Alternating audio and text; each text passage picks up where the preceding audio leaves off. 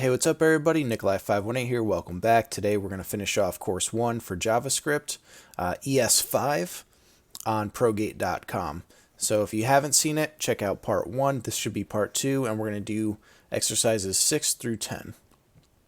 So let's get started. Again, I'm going to close this. I'm not going away forever. I'll be with you in spirit. I'll pop back in at some point, but I like to have it like this just so you can see everything that I'm seeing. Alright, so let's get started. Submit. So we finished that one. That was our last exercise in part 1. So now this should be the next thing coming up. In programming, we often use what's called a variable. That is true. A variable is like a box with a name. A variable can store values such as integers or strings.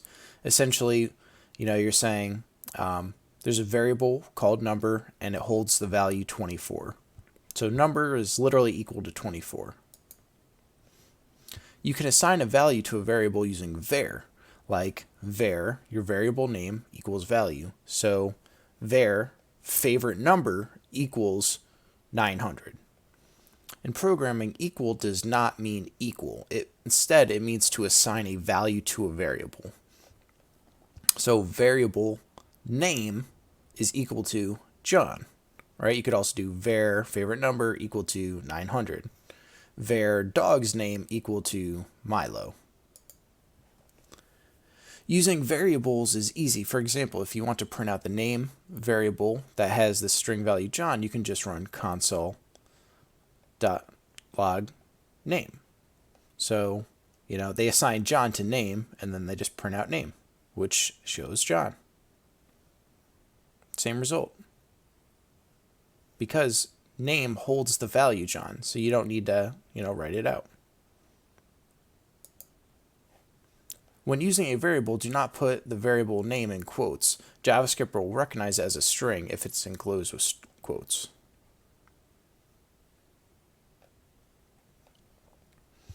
So var name equals John. Name. See, don't use quotes for the name is what it's saying.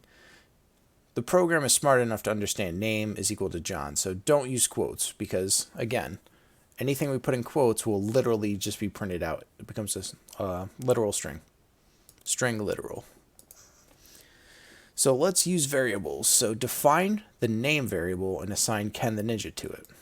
So var name equals Ken the Ninja, and we end a line of code with a semicolon. Print the name variable. Console.log to print things, and it's asking us to print out the name variable. And again, end the line with a semicolon. Print name as a string. So console.log,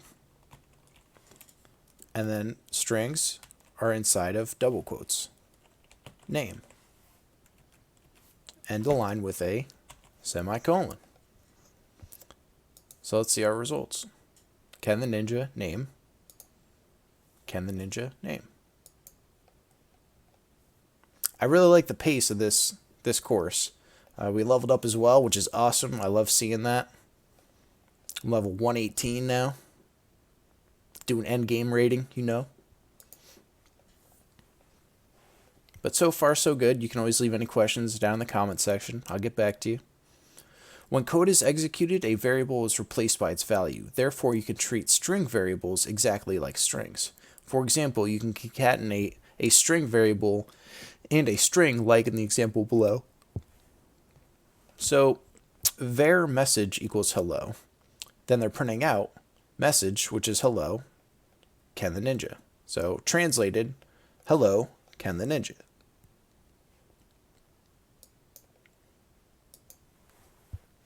Define the name variable and assign your name to it.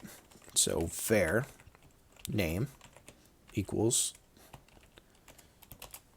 Nikolai. Using the name variable, print my name is and your name. So console.log is going to be my name is. Get rid of the lines. plus name. So this should read out, my name is Nikolai. We assign Nikolai to the name variable. So name is equal to Nikolai. So, see what I'm saying? My name is Nikolai. Let's see what they want. My name is Ken the Ninja. Oops. Wow, I didn't follow the golden rule. Look at that. See, it still ran because, as we discussed in the first lesson, you don't technically need a semicolon. So it still ran. Everything was okay. I didn't get an error. But it's good practice. Because isn't that a little bit confusing? This has a semicolon, this doesn't. You can't really be selective. Let's try to be as consistent as possible to keep this as organized as possible. Because sometimes you're just going to get thrown into a project and, the neater it is, the easier it will be to understand. When writing code, you need to recognize values correctly and or update them smoothly. A variable is one mechanism that satisfies such needs. Its major advantages are listed below. So why even use variables? It's easy to tell what the value represents. You can use the same data in multiple places, and it's easy to make changes to the data. Variables come in handy when we're printing similar text. For example, when you want to change the word JS to one other word, programming, you only need to change it once and not 3. So in this case, right, they're printing out let's master JS at Progate, John. Same thing, Kate. Same thing, Bob. In order to change JS to programming, we would literally have to backspace, write out programming. Do it again, backspace, write out programming, and a third time. But in this case, if we just assign all of this text to the text variable, I'll just have to backspace, write programming once, and blam, we're done. Let's master programming at Progate, and then we'll just add John, Kate, and Bob to the end. So if that doesn't make sense, take another look at it. You can pause the video. But in this case, we're doing it 3 individual times. Whereas here, we've stored most of the text we want inside of a variable. So if we do want to update something, we can do it only once. And that counts for 3 different, situations. Make sure to declare a variable with a name that clearly describes what kind of data it contains. So variable name is equal to Ken the Ninja. That makes sense, right? Like that's a name. But to say, to declare a variable, call it age, and equal to Ken the Ninja, that's extremely confusing. That's going to cause problems down the road. So always use descriptive names to describe your things. So var, favorite YouTuber, equals Nikolai, right? Var, favorite food, equals pizza. Var, age, equals, 20, right? So all these, make sure that it lines up. Use a nice variable name for what the information is. There are a few rules that you need to follow when declaring variables. When declaring variables with a name that has multiple words, you keep the first letter lowercase. So this is called camel casing. A camel has bumps on its back. So when a variable name is multiple words, it's lowercase and then an uppercase to separate the second word. So you can clearly see it's user name. These are examples of bad variable names. Just A, that's not very descriptive. I can't tell what that is. One name, don't use a number. Try not to start with a number. And don't use the underscore. Camel case is the way to go when declaring variables with multiple names or words. So define the width variable and assign 7 to it. Okay, so 7 is an integer. So int width equals 7.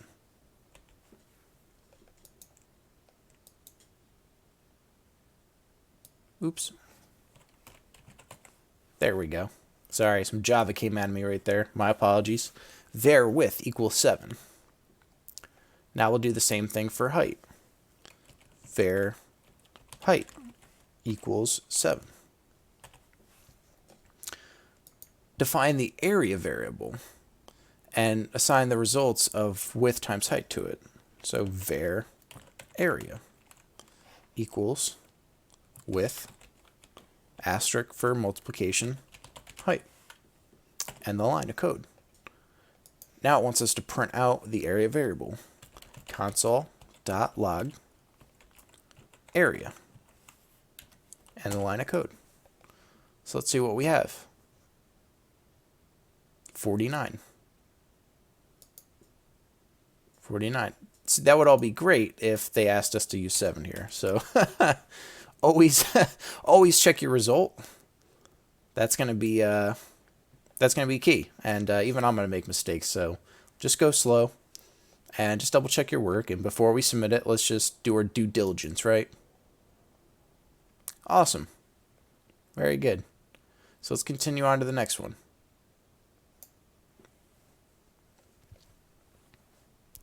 To update a variable, you simply assign a new value to the current variable using an equal sign. Like in the image below, when you update a variable, you don't need to declare it using the var again. So here they declare it. They say, this is the first time we've ever seen it. Var number is equal to 7. Then they print it out. 7. After they print it out, for whatever reason, they want to update number to 9. So you don't have to declare it again. It's already a declared variable. This is where you just simply update it. So now number is equal to 9. Let's print out number, 9. So when you create it at its birth, you got to declare that it's a variable. But later on, in its, quote unquote teenager years, you can simply update it. JavaScript runs from top to bottom. When running your code, keep an eye for the most recently updated value to the variable. In the example, 10 is the final value for the number variable. So it starts as 7, that's its beginning of its life. It's updated to 9, and then lastly it's updated to 10. So 10 is the final value. It's read from top to bottom. So update the width var to 9. So it's already been declared. So all I have to say is width equals 9, semicolon. Update the height variable to 11. Okay, well it's already declared. Let's just update it. Equals 11. Now let's try to see what the result would be. 99. Let's see what they want. 99. Not bad. Almost done.